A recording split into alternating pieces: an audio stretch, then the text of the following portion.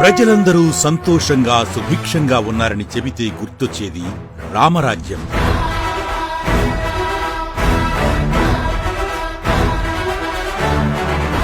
శ్రీరాముడు తండ్రికి చెడ్డ పేరు రాకుండా ఉంటూ మాటకు కట్టుబడి గొప్ప కొడుకుగా కీర్తింపబడ్డాడు. నేడు జగన్మోహనుడు తన తండ్రిపై నమ్మకం ఉంచిన ఆంధ్రప్రదేశ్ రాష్ట్ర ప్రజా కుటుంబం కోసం రాముడిలా నిలబడ్డాడు.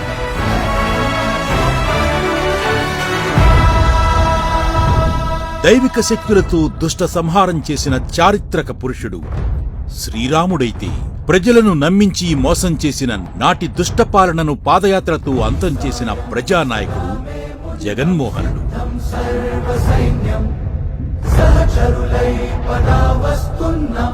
శ్రీరాముడి రాజ్యంలో విరివిగా వర్షాలు పడి పాడి పంటలు సమృద్ధిగా ఉంటే, నేటి మన జగన్మోహనుడి పాలనలో సకాలంలో వర్షాలు సమృద్ధిగా కురిసి పాడి పంటలు, పశుపక్షాదులు, పిల్ల జల్ల రైతన్నలు ఆనందంగా ఉంటున్నారు.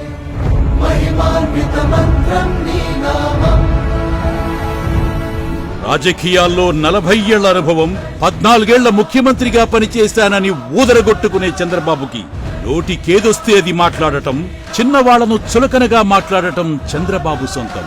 చరిత్రలో చంద్రబాబులా విర్రవీగిన అనేక మంది అహంకారులు కాలగర్భంలో కలిసిపోయిన సందర్భాలు లెక్కలేనన్ని ఉన్నాయి. ఎన్ని కుట్రలు కుతంత్రాలు చేసినా చెక్కు చెదరని సహనశీలత, పేద కుటుంబాలను ఆర్థికంగా పైకి తీసుకురావాలన్న రాజన్న ఆశయాలను సాధించేలా నాటి రాముడి పాలనను తలపించి నేడు జగన్మోహనుడి పరిపాలన.